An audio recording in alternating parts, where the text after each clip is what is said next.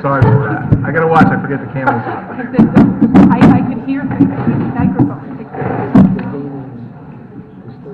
Call the meeting to order. This is the September 30, 2014 meeting of the Fairfield Town Plan and Zoning Commission. First item on our agenda is Bills and Communications meeting minutes from September 23rd, 2014. Motion to approve by Commissioner Jacobson. I'll second. Second by Commissioner Alessi. Has everyone had a chance to take a look at those? Is everyone voting tonight? Yes, I believe so, right? Yep, everyone is on tonight. Yep, for this one item before we go to public hearing. Any questions, comments, changes? I didn't have any. Anyone? Nope. All in favor signify by saying aye. Aye. Any opposed? Abstentions? Minutes are adopted unanimously. Next item on our agenda is public hearing. We have quite a few on tonight. We changed the order up a little bit. If we can get to old business tonight, we will. We'll try to get to what we can. But we have 5 items. First 2 are bond releases, then we'll go to 386 Commerce Drive, and then we'll take the Fairfield Housing Authority after that.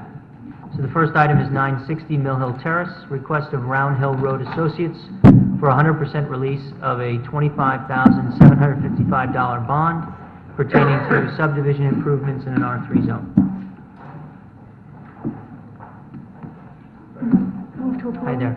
You just Oh. take the podium. My name is Ed Walsh. I'm one of the principals of Round Hill Road Associates. Hi there. Hi. And you request the bond be released, right? Joe, do we have, Yeah, Sure. Joe Devanchik, Planning Director.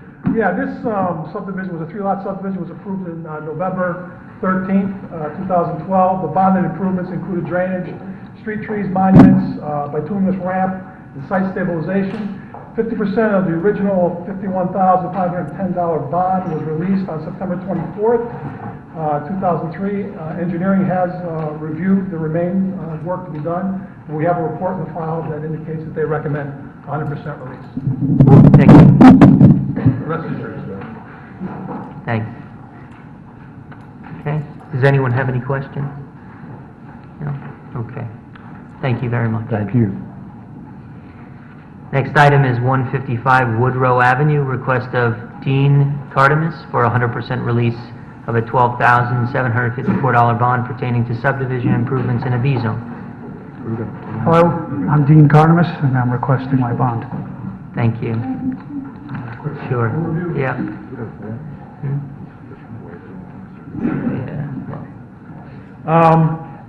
This was a 2-lot re-subdivision that was approved in July 23rd, 2013. The bonded improvements include drainage, concrete curbs and ramps, street trees, monuments, and site stabilization.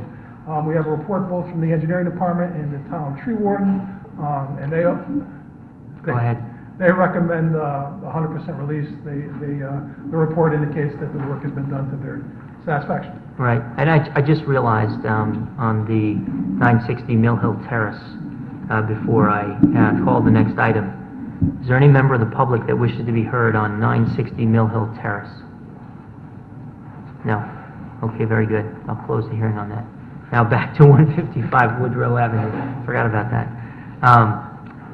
So there was a note in the file from Ken Placco about the trees. Yeah, if you follow the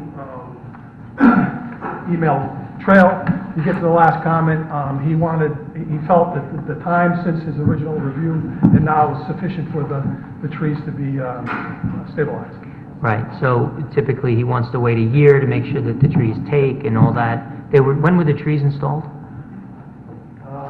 Maybe 90 days ago. Yeah. He feels satisfied that they will, Okay. they're okay. But And that's there's- what his report was. The bottom line is they're in the town right away. If there is a problem, I'm sure we'd get back to him about the necessary holding any part of the bond. Okay, all right, thank you. Good. Okay. Is there any member of the public that wishes to be heard on Woodrow Avenue? Okay, close the public hearing on that. Next item is 386 Commerce Drive, special exception and coastal site plan application of DND Realty LLC for the construction of a new automobile dealership in a designed industrial district. Good evening, Mr. Chairman, members of the commission, ladies and gentlemen. I'm here tonight representing D&D Realty LLC, who's the owner of the property at 386 Commerce Drive. With me is Mr. Pat Rose and Manny Silva of Rose Tiso Architects. They're going to be referring in their presentation, we'll try to keep brief, to certain boards and what have you. These have already been submitted to your record, but I just want you all to have a copy so that you won't have to be craning your neck. And I think in the interest of time, I might just keep it down. Thank you.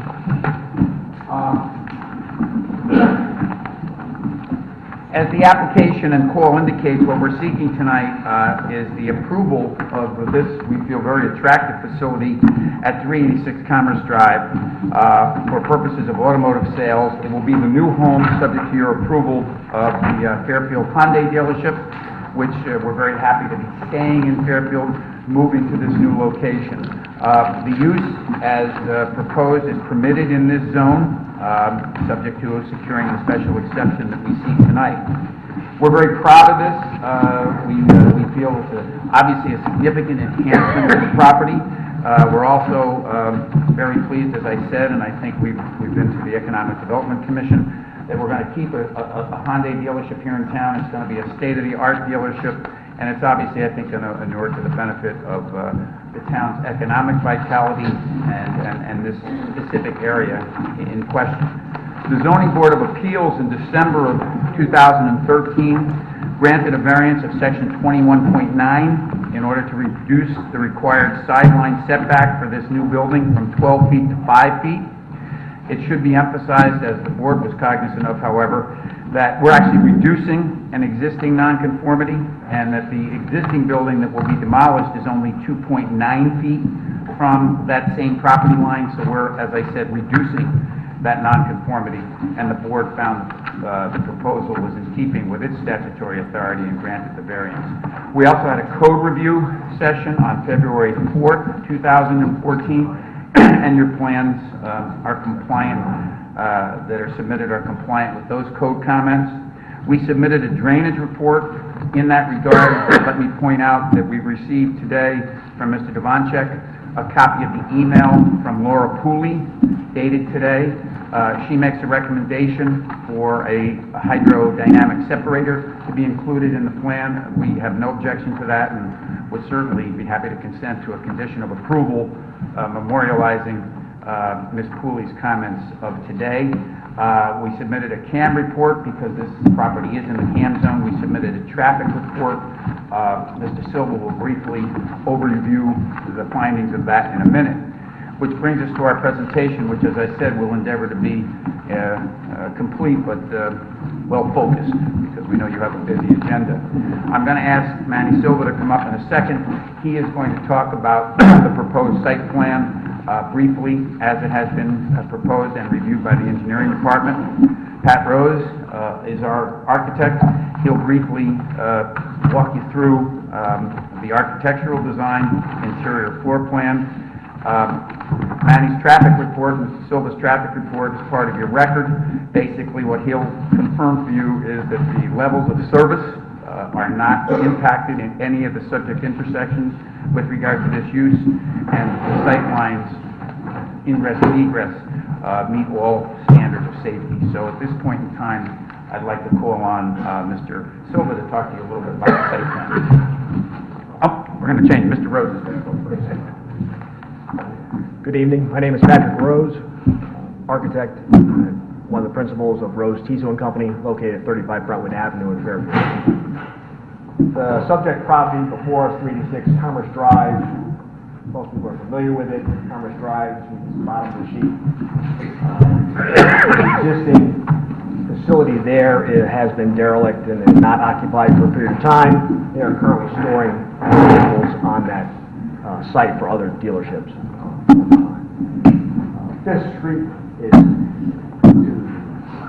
to the west, lumber and wood pile is right behind us, off of Commerce Drive.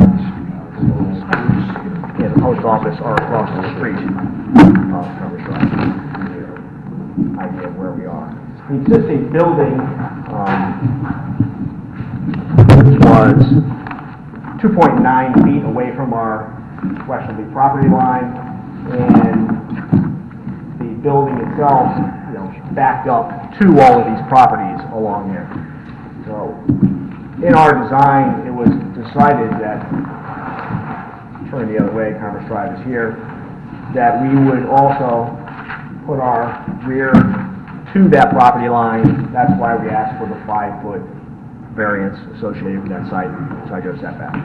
This allowed us to develop the other side of the property adequately for car storage, vehicle car storage, customer parking, entrance to our service bays, and our showroom and display of cars along Commerce Drive. So you have a single entrance, parking for customers on either side, used car display against the easterly property line, and then new car storage to the rear. You'd come in for service into the service bay, drop off your car, walk inside the dealership. Fairly straightforward in how it's laid out, very similar to many other dealerships in the area, how they're working. Just to quickly go through the floor plan so you can understand interior. Before you get to the floor plan, are there sidewalks to be installed on the Commerce Drive area? On the front of the property on Commerce Drive? There are currently no sidewalks shown there. Are there sidewalks adjacent to the property? No, there are no sidewalks on property adjacent here nor here. On the other side of the street are the sidewalks. There's sidewalks on the other side of the street.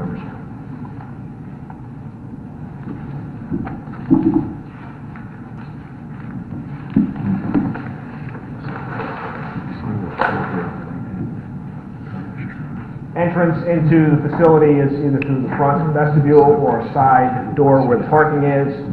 Display showroom is here, which is what's shown in the rendering, a 2-story showroom with, on the second floor, there are offices and some part storage, but on the first floor, you've got sales manager, parts, the lifestyle boutique, and then you have customer lounge and parts and service make up here.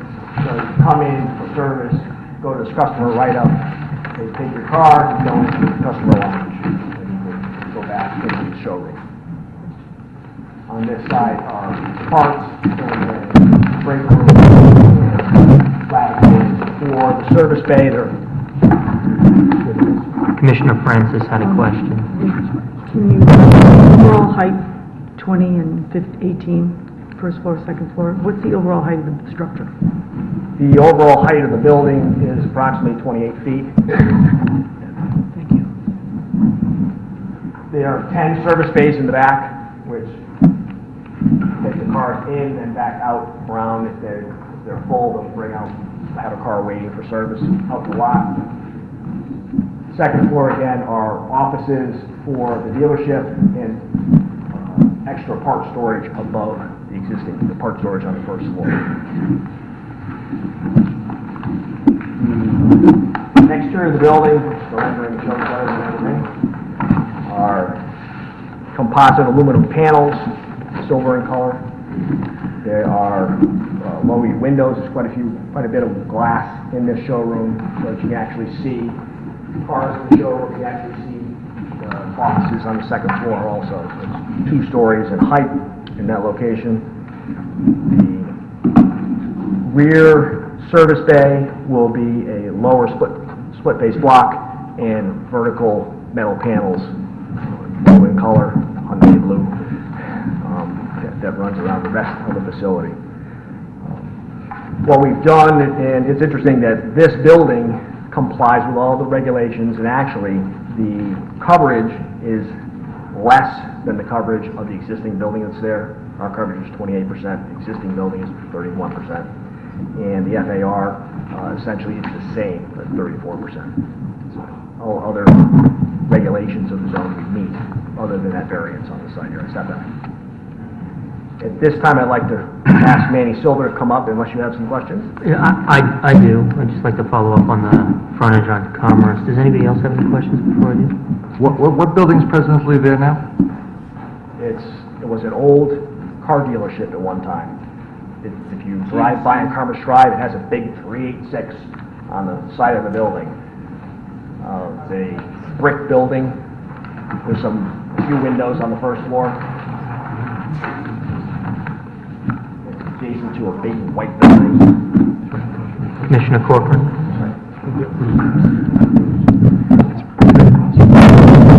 Will someone be covering the landscaping plan? Yeah. Okay, I'll wait till then. And the trash removal. I'm sorry, Commissioner Coleman also asked if someone would be covering trash removal and where the dumpsters are? Yes. Okay.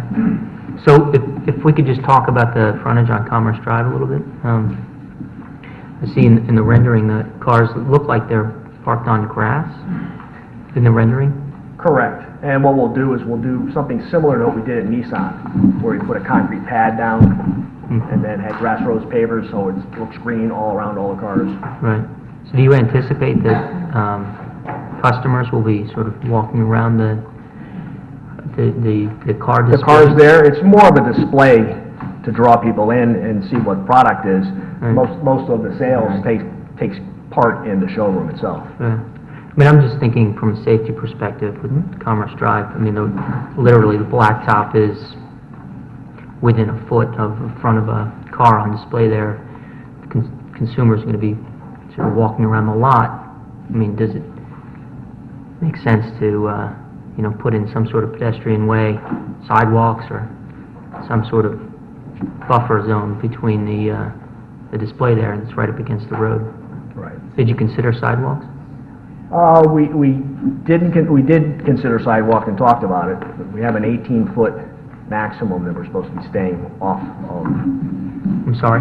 18-foot setback in the zone, Mm-hmm. so that creates us being close to the street. So what we've done is we've said that because there were no sidewalks on either side of us, there's no place for somebody to walk to, really, that we wouldn't put sidewalks in. I think... The thing that with the I mean, one of the problems with this street, unfortunately, is that the right-of-way line is right on the curb line. Yeah, I know, but we It's also like, tough, yeah. Jen Wagner said it's not such a great idea to be having cars walk around onto the street for that. Now, the ones at Nissan, though, they're set back a little bit from the road, they're not They're exactly about 25 feet back, from the road. correct. Right, we're here from The the... building's 25 feet back. No, but the cars in front of the Cars are set building, back. there's still pedestrian, I There's a think, walkway in front of sidewalk us. there, and then the cars sit. Right, but on your diagram here, basically, you have the cars parked basically almost on the street, Right up against the curb. right against the curb.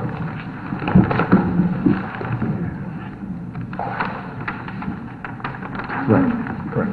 Yes.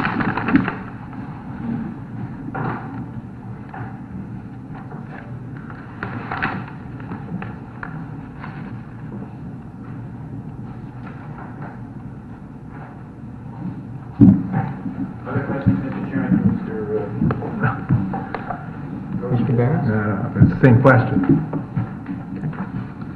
I think there's no sidewalks, and I understand they're not on that side of the street, but that doesn't always matter to us. We like sidewalks in front of buildings that are being developed, even for just walking in front, especially in the case of a car dealership, so. Yeah. I guess that's just, interested if the building couldn't have been sited in such a way to allow for some sort of a pedestrian movement in front of the building, even with cars on display? Manny Silva, civil engineer. Commerce Drive, along basically its whole length, the right-of-way line to the north is right on, basically on the curb line. Just the way that just the way that Commerce Drive was constructed to be widened and things of that nature for the commercial uses.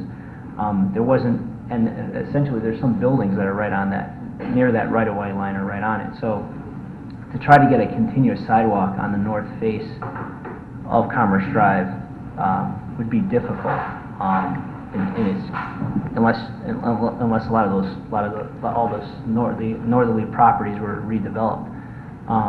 For that reason, when the Commerce Drive was reconstructed, they created a sidewalk along the southerly line throughout the whole length. I mean, it is a general policy of our commission and our planning function that we're interested in creating more walkability and pedestrian access. Commerce Drive as a zone was subject of the overlay where we put in incentives for pedestrian walkways and sidewalks and such.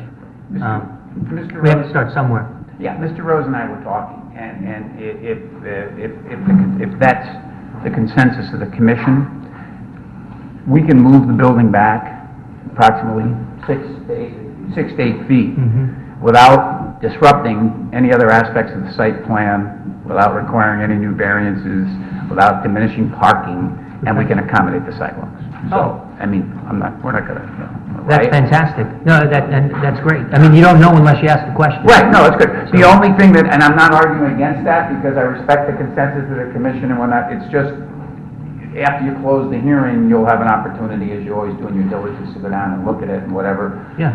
Just make sure, because the problem that I foresee is it's gonna be sort of a sidewalks in the middle of nowhere. Well, And I don't know what opportunity there'd be to create linkage. I can appreciate that. I mean, so 2 points there, and it's not necessarily time perhaps for a debate on the issue, but, I mean, first of all, as we see with this site being redeveloped and improved, we have an opportunity. As the other parcels along the street are redeveloped, we'll have additional opportunities.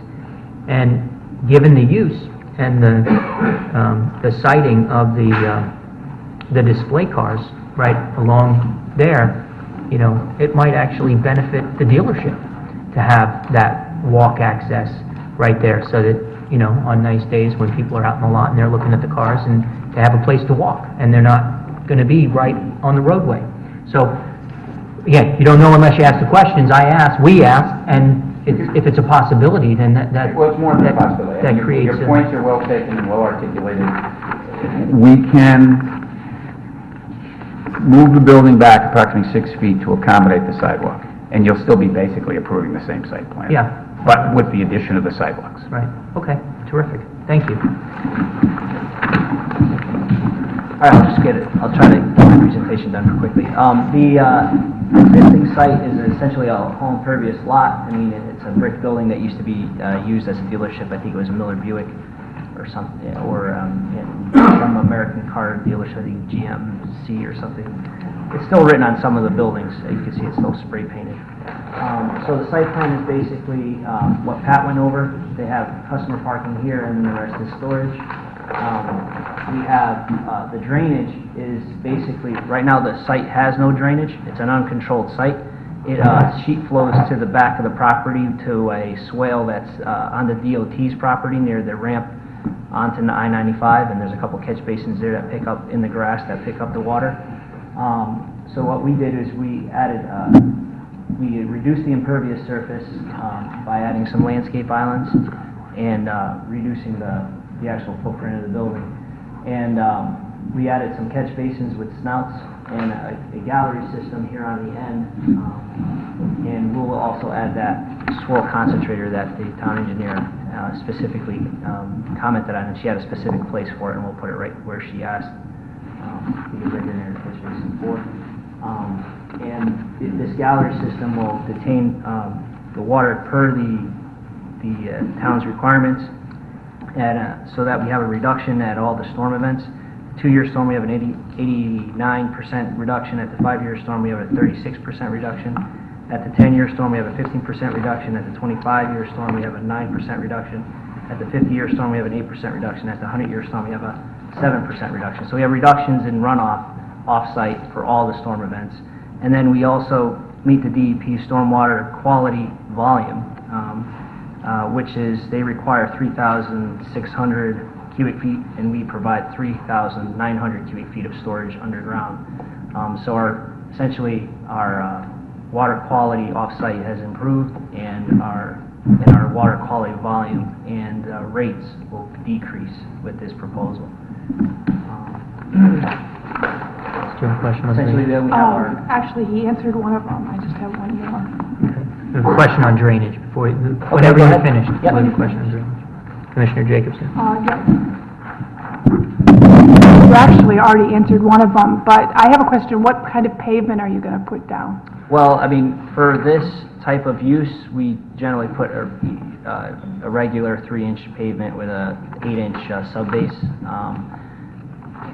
and that's basically what we use. I mean, we don't anticipate using any special kind of pavement or heavy-duty pavements for that. Okay, thank you. Yep. So then we have our soil and erosion control plan. Basically, during construction, we want to protect all our catch basins and any off-site, any sites off of this site by putting silt fence along the border, and put silt sacks in our catch basins so that once construction is complete, our catch basins are still new and not full of construction debris and silt. And then we have an anti-tracking pad to keep the mud and dirt off of Commerce Drive. There was a question about the dumpsters. The dumpsters will be essentially behind the building, behind the service area, where the truck pulls in, picks up, pulls out, and then turns around. They're right here behind the service area. They'll be screened by a fence and gates. There'll be enough room for that when you move the building back too. Right. It'll just mean that it'll get closer to some of these storage spaces for the cars. Yeah, you have a lot of storage. Right. Yeah, correct. Commissioner Francis, you use your microphone, please. Did you have another question? And then we have our landscaping plan, which is... Before you get there, question? Yep. Okay. Commissioner Barron? Yes, Mr. Silva, I'm looking at just the parking layout, just a little like a parking lot. I see a lot of new car storage, and I understand how new cars need to park, and I see the used car display, the customer parking. Where will employees park? And the other question is, how about service customers? I mean, I see a service entry, but if people are coming to drop off their car for service, where would they be expected to park? In customer parking, or Yeah. is there anything designated for that? Yeah, so essentially, you have these 16 spaces here in the front for customer parking. So if someone wants to have service or basically sales, they'd park here. Employees would, I would imagine, park here at these spaces that have the 18-foot, that have the aisle that's wide enough. And we have display cars on the back here and along the perimeter and in the back of the site to the north. Service is a little bit where the cars, when they get serviced, get pulled right into the building. It's like Miller. They would be pulling right into the building, and they'd get out and they'd go to the waiting room and get a car to be serviced from the inside. And once it's done, it either goes to car storage or the person gets it right out of the service area. Okay, so the employee would park The in the car employees are storage. parking within that car storage, and service cars would be taken by an employee and parked, so you're not having to worry about that yourself Okay. as you come in. Where to put the car. Right. Right. Okay. Yep. So, I mean, that answers the question? Yeah, thank you, Okay. Mr. Phillips. So the landscaping plan is some flowering pears, and a couple of elm trees, some oak, some red oak trees, some flowering dogwoods spread out through the site, and Atlantic white cedars. There's not too many trees here on the front, obviously, because we want to have a car visibility. You want to be able to see the cars from the street, and also the building and the cars are inside the building through the glass wall on the front there. You have a question on this? You might be able to cover it, but I had a question on lighting. Right. It's going to be dark sky lighting. Correct. Dark sky lighting. There's no, dealership lights. They call them dealership lights, but what's that? What are the hours? Oh, the hours of the dealership. I think. Do you know the hours? I don't offhand. I believe they would be standard with most car dealerships. but I didn't want to represent exactly what they are. If that's important, I can certainly, through staff, get you that information before you deliver the session. Right, and the adjoiners, just so you know, are I-95, the wood splitting operation, and a commercial building that has just a wall to our... Are you really close? No, across the street's the post office, Porsche, things of that nature. Right. So then we have our detail plan, which is our standard details, our screen fencing, our silt sacks, tactical pads for sidewalks, and our dumpster. We have integrated sidewalk curbs, which will be needed for that area in front of the I front of think, the building. can everybody hear me when I speak? Yes. Okay. If folks having trouble hearing the speaker at the podium? Okay, I'll talk right into the microphone. Is that better? Yeah. Okay. So, Thank you very much. No problem. We have our curbing, our silt fence, and our planting islands. And again, the drainage, the building itself is a little bit smaller. We are reducing the amount of impervious area, and we are improving the stormwater quality and reducing the volume.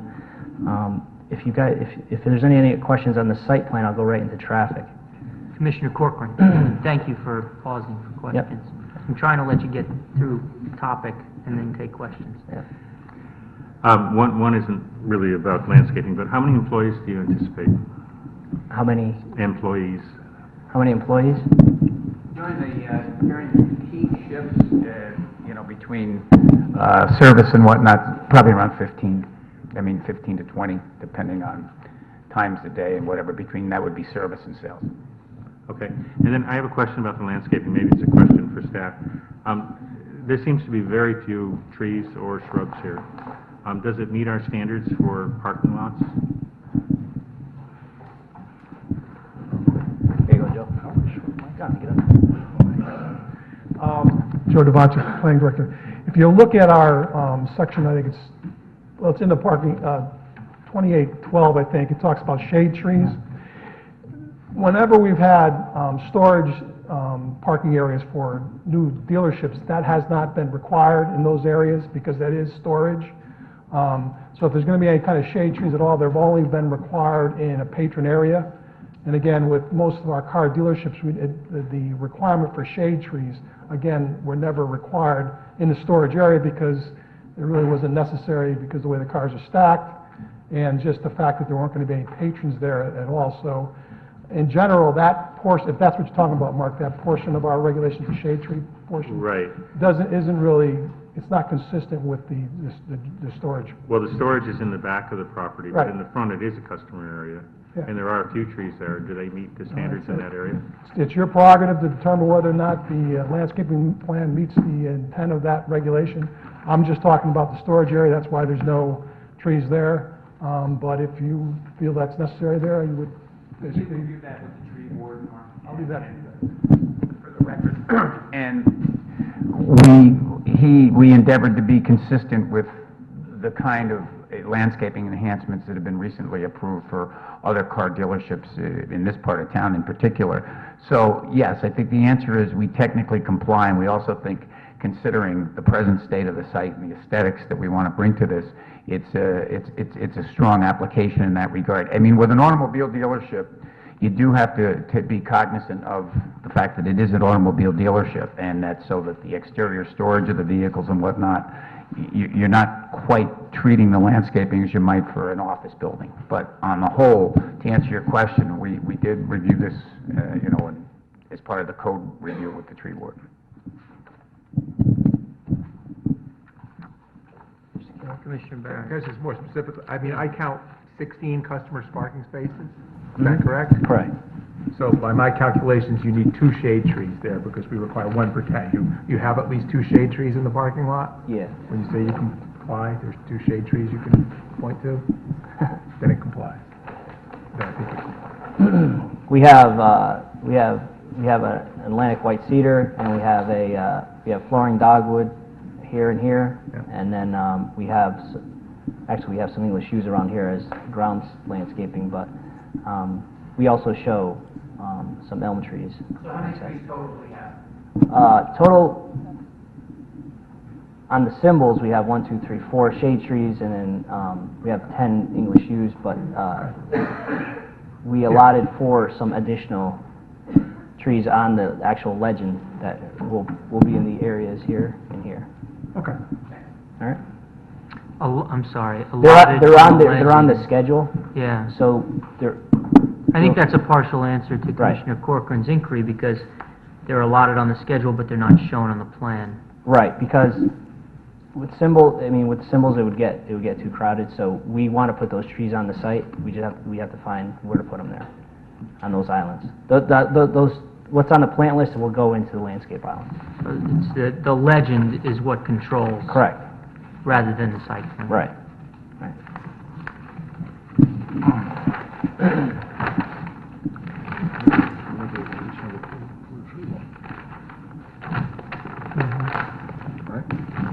Go ahead, I'm sorry. Okay, can I go into traffic? Yes, Yeah. please. All right, so just to orient everyone here on the site, this is our site here. It's got an existing building, post office is to our south. You got Audi of Fairfield, Metal Specialists, Porsche is down here, Mercedes-Benz is up the road. We have Miller is right here. The on-ramp for I-95 is right behind us, right here. And we have Fisk Street, Chambers Street, and down here is Brewster, which is not Brewster, it's Kings Highway in Fairfield. And up here is Bridgeport, down Commerce Drive, and then here's Brentwood Avenue, and there's Rose T-Zone Company right there. So we did a traffic study in the area. We measured the volumes in the morning and PM peak hours at Commerce Drive at Brentwood Avenue, Commerce Drive at the Site Drive, Commerce Drive at Fisk Street, and Commerce Drive at Chambers, which are, Commerce Drive is a newly redeveloped street that has all new signals and coordinated and actuated, so that the traffic patterns as they change, the signals adjust to that. Just to go over quickly what's in the traffic study, we did I'll just pull this off. The generation for our use here, oops, went the wrong way, it's on the back.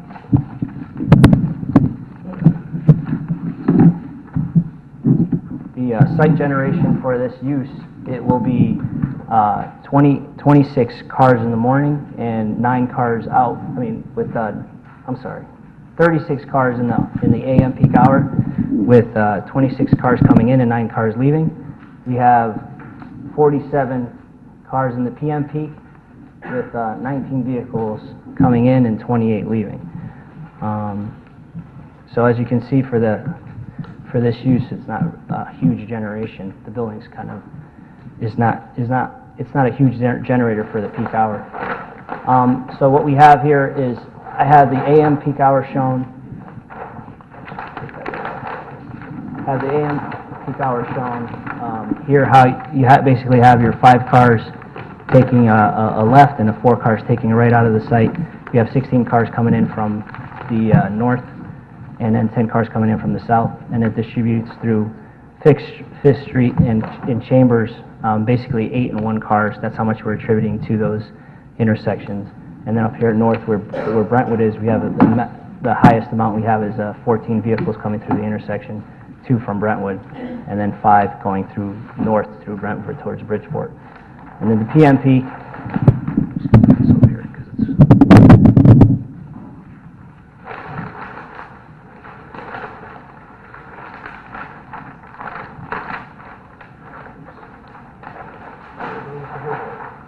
and the PM peak. Sorry about that, guys. No. Take your time.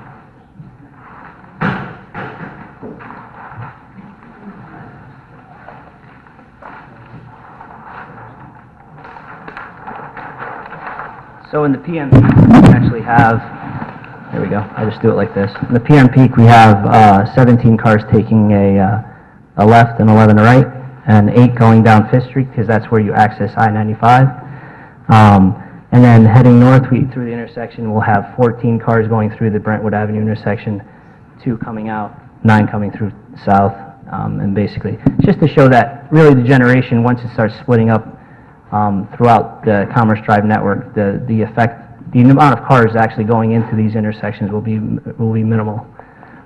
So basically, what we have is our levels of service that we analyze for the existing condition, the pre-development condition, and the post-development condition.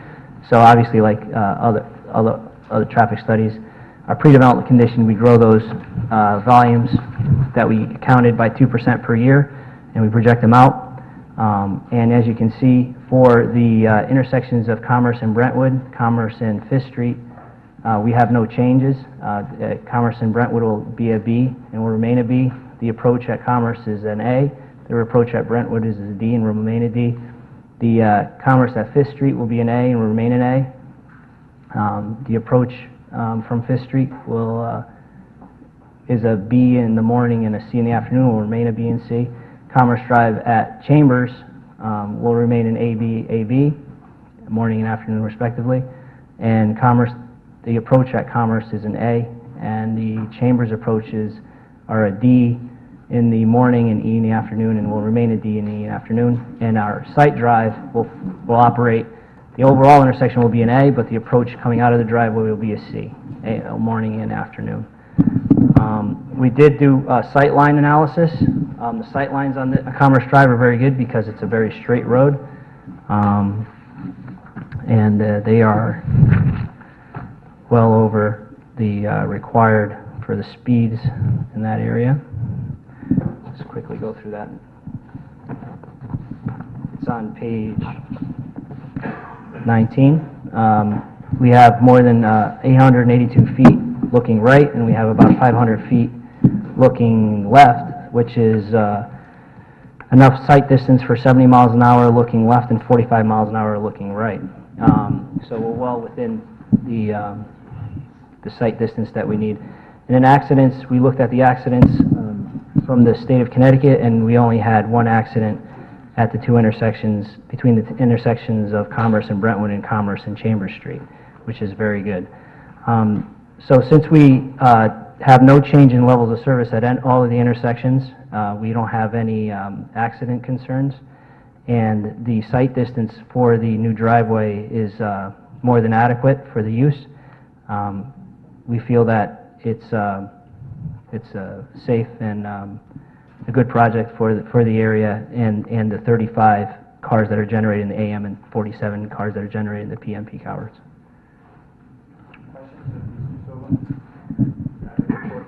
Commissioner Corcoran?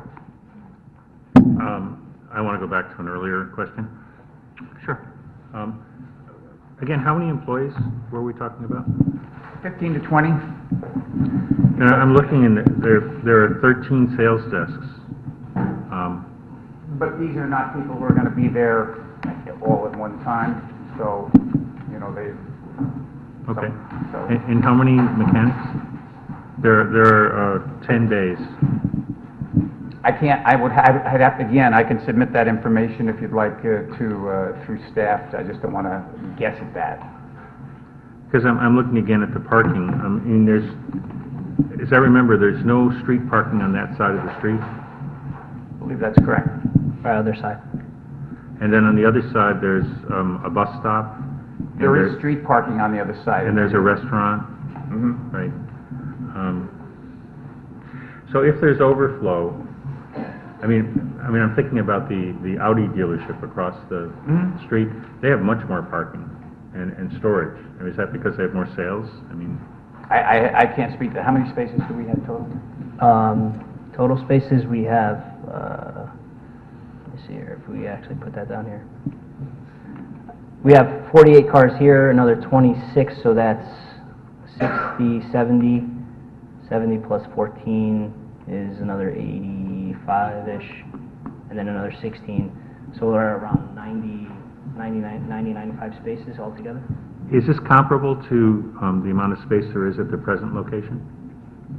I can't tell you that. I can tell you that we, you know, it was in our interest to make sure that for this new dealership and the investment that the client is making, that we have sufficient parking on site. And the total that's shown here on the site plan is whatever it counts to 95 spaces, certainly will be adequate for that purpose.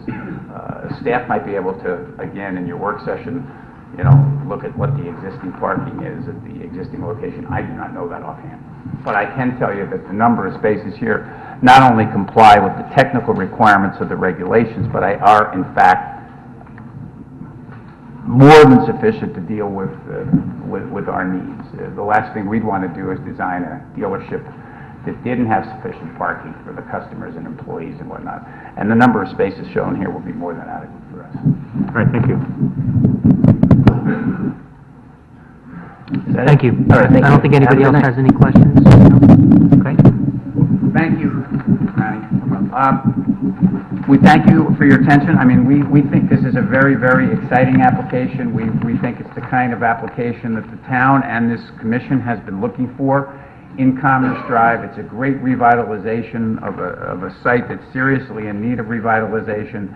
It's a beautiful facility. I will say, without being condescending or pandering about it, I think maybe your suggestion in terms of the sidewalk makes it a better application on all the levels we said. And again, I'm not just saying that to kiss up, but the more I think about it, I think it makes a lot of sense. But this is really what we're trying to do in Commerce Drive. I think there's a regeneration going on there. I think that will continue. A lot of it to do with the overlay zone that you have adopted. But this is a great anchor to show the potential for Commerce Drive and the commitment that people, from an economic perspective, are willing to make to this area of the town and to this community in general. So we appreciate your consideration. We hope you will approve it. Thank you. Thank you, Mr. Fallon. Is there any member of the public that wishes to be heard on this application? Please, take the podium, just name and address, and direct your questions to the commission. Corey Ides, 402 Commerce. Just wondering where the trucks are going to load and unload the cars. Thank you. Okay. Is there any other member of the public that wishes to be heard on this application? Yes.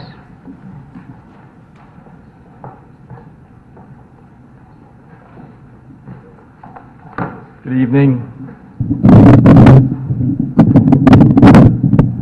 Good evening, members of the Commission. Mark Barnhart, Director of Economic Development for the town. I'm here in support of this application. I think, as was noted in the presentation, this represents a fairly significant investment in this area of town. It would obviously transform a long vacant and derelict site. As was discussed, would represent a fairly significant upgrade over the existing site aesthetics, and proposed use and development is certainly consistent and compatible with the adjoining uses. So for those reasons, I would urge your approval of this. I defer to you in terms of the conditions. I've heard a lot of conversation about sidewalks and traffic and such, and those are really within your province, but I do support this application. Thank you. Thank you, Mr. Barnhart. Thank you. Any other member of the public wish to be heard? No? Mr. Fallon. Obviously, we've laid out the site in such a manner that, whatever deliveries we plan on taking for vehicles, we'll be able to accommodate on the site. The other thing you should know is there's a Hyundai dealership owned by the same entities in Milford. So there will be an opportunity to ferry inventory, on an as-need basis, so that we won't be talking about massive deliveries. Yeah. But whatever deliveries we take of vehicles, we can accommodate on the site, much like the other dealerships do. Yeah, so, anyone else have any questions? So to that end, I don't see any loading docks. I haven't, or a designated loading space. I haven't looked. I don't know if it's required. Is it required? And is it? Not as a matter of regulation, but it is not required as a matter of regulation. Okay. But, when deliveries of this kind would come, they would be, as most dealerships do, addressed at a time during non-business hours, so there would be no problem in terms of maneuverability and taking delivery of the vehicles and putting them in the storage area on site. Okay. So you anticipate that, there are other dealerships in the area, and you'd anticipate that the, tractor trailers with new cars would be, backing into this? There would be no place for this a car carrier to turn around? I mean, it's an excellent question. No place for car carriers to turn around. Just walk me through how you anticipate that would all work. Or would they Right. just unload them in the street? I mean, I don't know.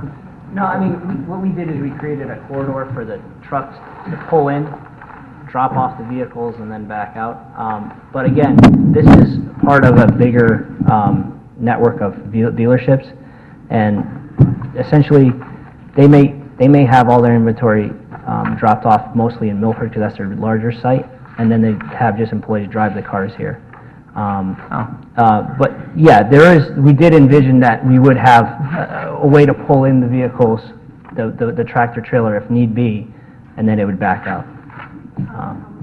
And that usually happens for car deliveries. That usually happens like between 9 and 10 in the morning, just because the dealership isn't really going until like 10 or 11 o'clock, and the trucks that want to avoid rush hour, so they come like around after 9 o'clock. Just being in, my office is right on Commerce Drive. We see the car carriers come like 9, 10 o'clock. Commissioner Barrett? Yeah, Mr. Devon, still we normally, when we have car dealerships, have at least a condition that says there can be no unloading of cars on the street, because I think that's what the neighbor's concerned about. That's what we can't have, is cars parked on the street unloading cars. Yep. Joe Devonchik, Planning Director. First of all, it's illegal. It's illegal to load and unload car carriers on that road. There is a periodic issue that we're dealing with the police department with that, which I'm sure people that live and work on that piece of property or road realize that there is an ongoing issue with some of them. The police department's been pretty cooperative, but the bottom line is illegal to do that. And if they do it and the police find out, they'll be ticketed. Secondly, yes, at a minimum, there will be a condition of approval as part of this application that all loading and unloading of vehicles has to be done on site. And the only thing I want to add, that is our intention, that condition should be imposed. And do keep in mind that Hyundai is not a stranger to Fairfield, and we're on the post road, and have been, in another area where it doesn't lend itself to on-street, whatever, and there's never been a problem. So given the comments then that have been made, would you also be willing to, agree to a condition of approval with respect to hours of delivery?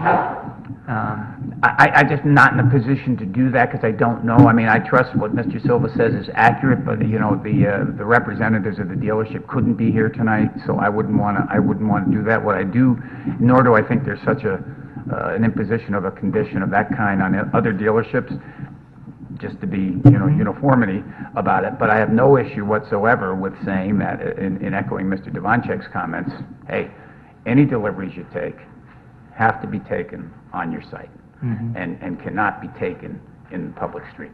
That I'm totally comfortable with, because he's right, that's the law.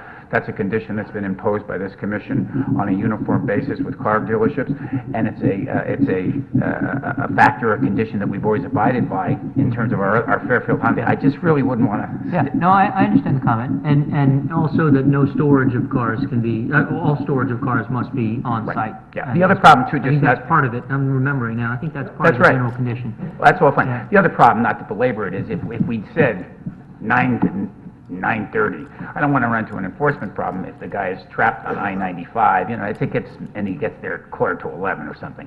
The big issue is keep it off the street, and I think that's the gentleman's intention, and we intend to do that. Yeah, typically, you hear, I recall hearing some description of security on car dealership sites, like across the street. I think we heard there was some portion of their application where they had some fenced-in area where they locked cars overnight, either new cars or customer cars, whatever. Is there some kind of plan for this site as part of the application? Again, based upon our Fairfield experience and having been in Fairfield at the current Hyundai dealership, and you're familiar with that location, we think that what we propose here, I can't speak for other dealers, but my clients are comfortable that they don't need any extreme security in this particular situation. Okay, so no fences are proposed around the property? Other than what's shown on the plan, correct. Okay.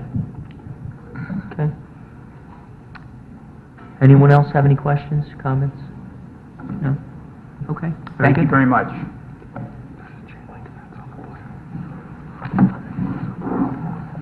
Okay, so I'll close the hearing on that item.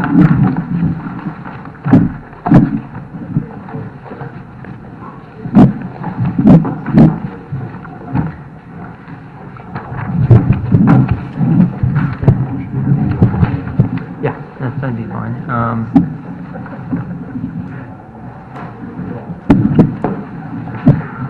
So, next two items on our agenda are number 4 and 5, zoning regulation amendments, application of the Fairfield Housing Authority to amend section 10.3, 10.6.13, 10.7.1, 10.9.3, 10.10, 10.13, 10.17.3, 28.6.1, and 31.2.43. And number 5, 15 Pine Tree Lane, special permit application of the Fairfield Housing Authority pertaining to the construction of a 50-unit affordable housing development pursuant to 8-30G of the Connecticut General Statutes in a designed residential district. Mr. Chairman, I make a motion that we hear both of these applications together. Okay, second, motion by Commissioner Alessi. Second by Commissioner Jacobson. Any discussion? All in favor signify by saying aye. Aye. Any opposed, abstentions? All right. So we'll, motion carries unanimously. We'll hear both items 4 and 5 in public hearing together.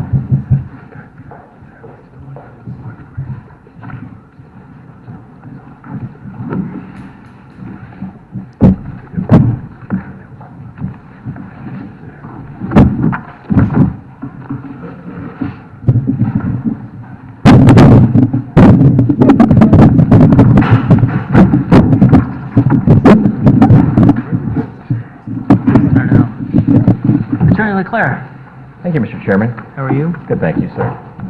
May I proceed? Are these all copies of things that we've received previously that are just reduced versions? No, what they are, first documents coming around are the income guidelines, the HUD income guidelines, as you've seen before in other applications. The second is just a copy of the approval from the Inland Wetlands Commission, the approved permit. The two sets of plans, you've seen the first one already. These are just in color for your convenience. The only thing you haven't seen on the planting plan, we've attached some pictures of the actual trees and shrubs to it so you can see close-ups of what those are. But we just decided that it might be helpful to have these in color for you, the drawings that you've seen already. Okay. If I may proceed? Yes, please. Good evening. Thank you, Mr. Chairman. Again, for the record, Brian LeClaire. I'm a partner at the law firm of Berkshire Moses in Dublin with offices in Westport and Milford. And it's my pleasure this evening to represent the Fairfield Housing Authority in this application. And we thank the Commission for having this extra meeting this month because of your schedule and the backlog of matters and taking us in tonight. Been pretty busy. That's what I understand. So, unfortunately, the microphone doesn't seem to be picking up very well this evening. I'm not quite sure why. Right. Yeah, this side, is this better? You know what, it's actually even easier for us to hear you. If I hold it? Yeah, that actually makes a big difference. Again, it's my pleasure to represent the Fairfield Housing Authority in this application, which, as many of you know, is a body public and a body corporate and politic of the state of Connecticut, and it's created and operating pursuant to the Connecticut General Statutes as the housing authority of the town of Fairfield. It provides direct housing services to residents of the town of Fairfield. And a little background about the housing authority.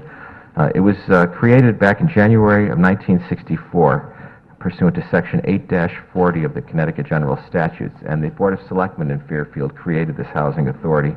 It currently has 5 commissioners who are appointed by the first selectman and who serve 5-year terms. One of those 5 commissioners is a resident of one of the properties of the housing authority. These commissioners all serve without compensation. The executive director of the authority is Carol Martin, who is here with us tonight. Right now, the authority controls two properties. One is 20 Trefoil Court, known as the Trefoil Court Apartments. There's 30 affordable units at that location. The Housing Authority also owns what is currently known as Pine Tree Apartments, located at 15 Pine Tree Lane. Right now, there are 38 apartments at that site. 20 of them are efficiency units, and 18 of them are one-bedroom units. In addition, the Housing Authority administers 70 to 75 rental assistance vouchers under the Federal Housing Choice Voucher Program, which many of you know by its former name, Section 8. The mission of the Housing Authority and its powers are set forth in Section 8-44 at Sec of the Connecticut General Statutes, which mainly addresses the need for affordable housing through the acquisition, development, and alteration of land for affordable housing in the state of Connecticut, and to promote the creation and preservation of housing for low and moderate income persons and families. The plan we have before you tonight is to replace the current 38 units at Pine Tree Apartments with 50 housing units, an increase of 12 units. 100%, all of these units are going to be affordable pursuant to the Connecticut General Statutes, and this is an 830G application under the statutes. And we are seeking, number one, an amendment to Section 10 of the zoning regs, which apply to design residence districts, because this site is currently in a design residence district, and the underlying zone is R3. And number two, approval of the site plan and a special permit.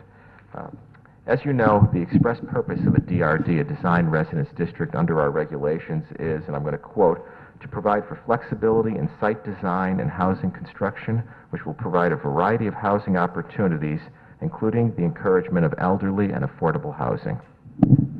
This is a plan to set aside affordable development, and it will be in compliance with our proposed regulations, as well as the provisions of 8-30G.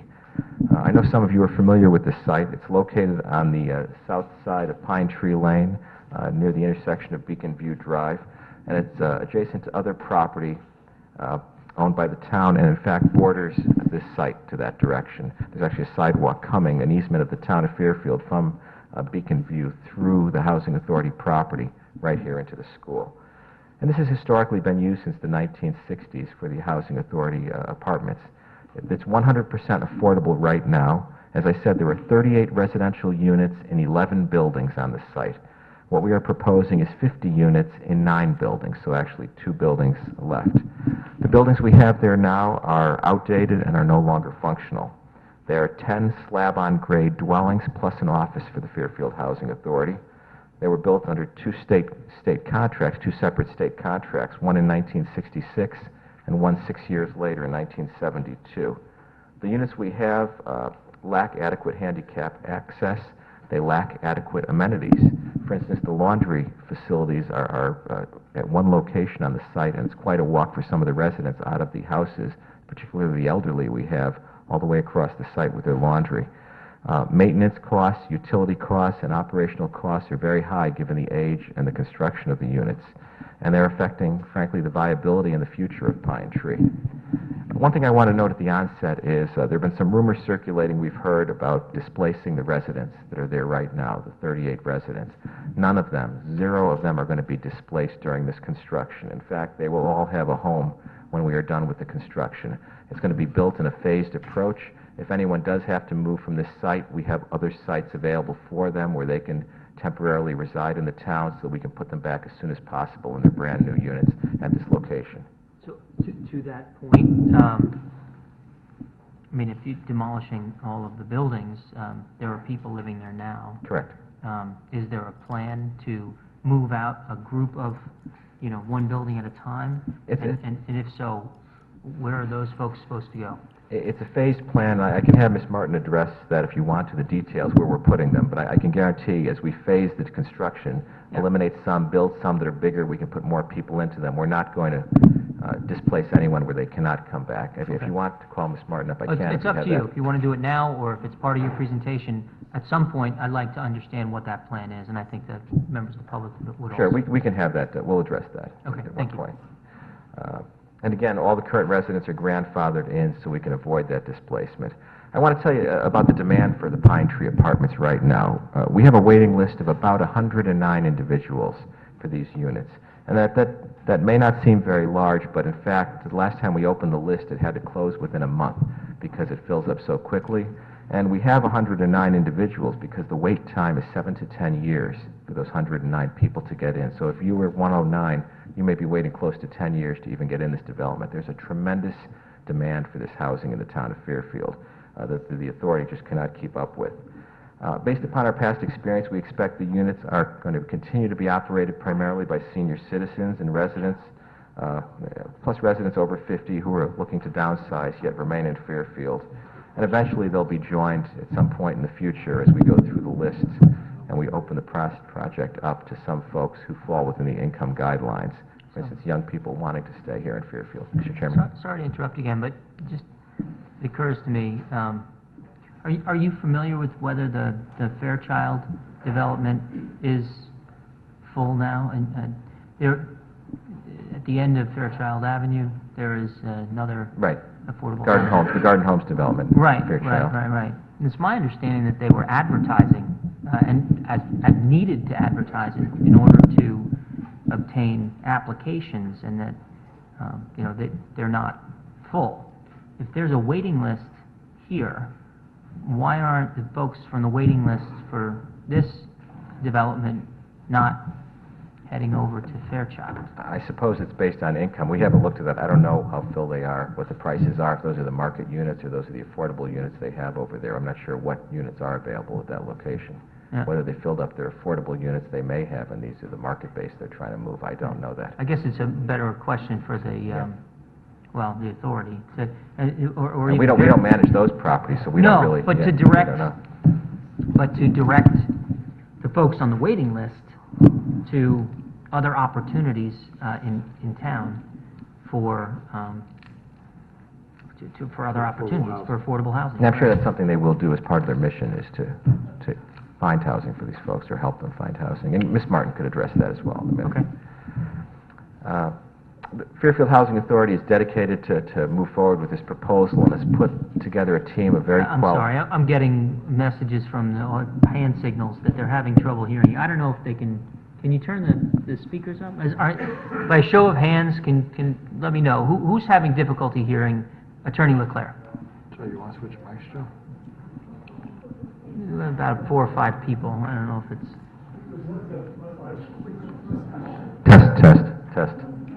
Test. Yeah. I don't know, maybe if I think it's coming in and out the microphone. I can hear it when I speak. I don't know. Yeah, maybe if the folks that are having... microphone's fine. So if few folks that are having difficulty hearing, please feel free to come up and sit near the speaker here. I'm sure that would make it a lot easier for you to hear, rather than being in the back of the room. Nobody will take offense to the disturbance. Thank you, Mr. Chairman. Again, we've retained a team of experts for this project that have extensive experience in projects just like this. And I think the authority had a goal, was to create a new pine tree which will fit into this neighborhood, both in size, design, and respect for the environment. And there were some considerable environmental concerns that we had to address and issues we had to look at with this. There's also an existing town sewer easement and a town walkway easement which must be respected on the property and which will be maintained. I should note this was also presented to the town's Affordable Housing Committee, and interestingly we were questioned by that committee as to why we didn't make this project bigger, why we didn't add more floors on top of the buildings. The buildings are at most 2 stories tall. One of them is 1 story tall. And we were asked, why didn't you add more stories to put more people? Because we have such a demand we can't accommodate. Nonetheless, the Affordable Housing Committee of Town did endorse this proposal. What was your answer to that question? We didn't feel that was appropriate with the neighborhood, that was a direction the authority wanted to go. I mean, we could have made it a lot bigger. You know, we originally sat down and looked at this and said we could put an elevator building that's 10 stories tall in the middle of this site, make the whole thing parking, fit an awful lot of people. You could do that under 830G, but we didn't feel that was appropriate with what the authority, for the neighborhood where they're putting this. They really wanted to do what is right, and you'll see it through the design and through the layout. They really tried to do that as opposed to put the biggest building possible at that site. With a parking deck, they could have gone a lot of different directions, but they felt this was the best way to proceed with this site for the residents and for the town. Thank you. Each of the units is going to be constructed of quality materials and conveniences, including high-efficiency heat and air conditioning